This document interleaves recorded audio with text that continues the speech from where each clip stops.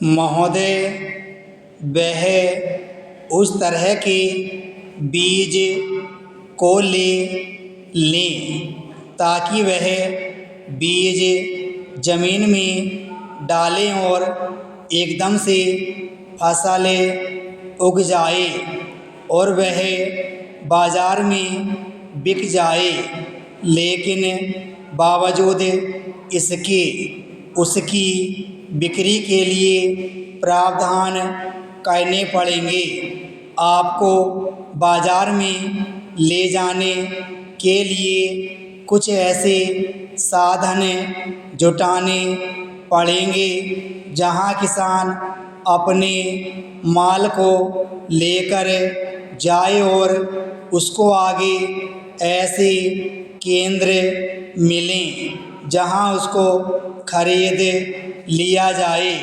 ऐसा नहीं करना पड़े कि उसको केंद्र में जाकर रख दिया और किसान परेशान हैं।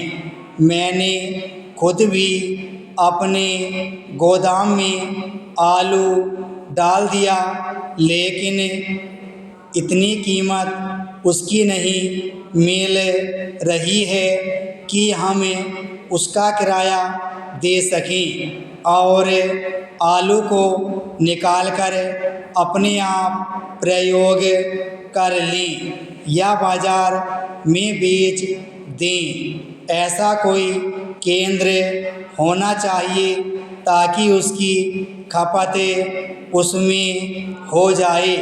यह सरकार की जिम्मेदारी है कि वह हर किसान की फसल की खरीद की जिम्मेदारी ले और हर किसान को ऐसा आश्वासन दे कि अगर उसकी फसल को किसी तरह से प्राकृतिक आपदा से नुकसान होता है या उसको कीड़ा खा जाता है तो किसान को उसको इतना प्रतिशत मुआवजा मिल जाएगा।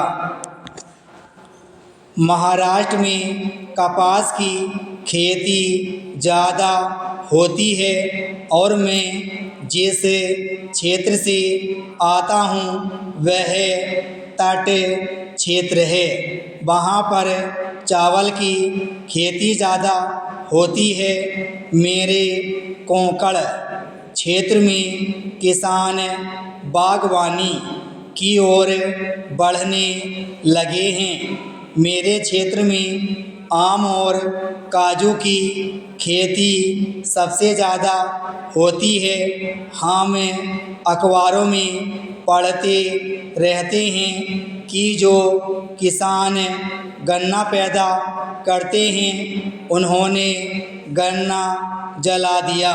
महाराष्ट्र में गन्ना भी इतना ज़्यादा पैदा होता है कि यदि किसानों को उनके गन्ने का उचित दाम मिल जाए तो अच्छा हो। गन्ना ज़्यादा होने के कारण वहाँ चीनी का उत्पादन भी ज़्यादा होता है।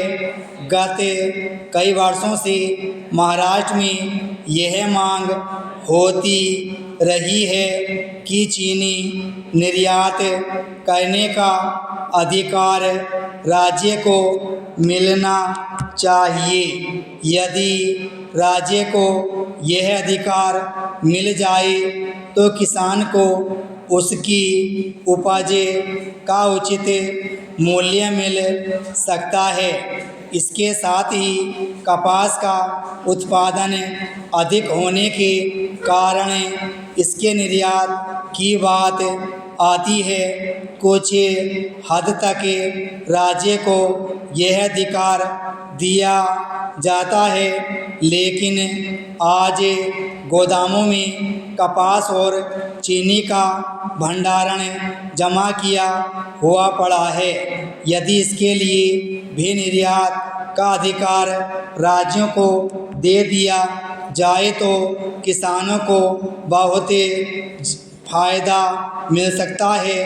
केंद्र सरकार को इस बारे में गंभीरता से सोचने की आवश्यकता है जिससे किसान लाभान्वित हों। विराम स्टॉप।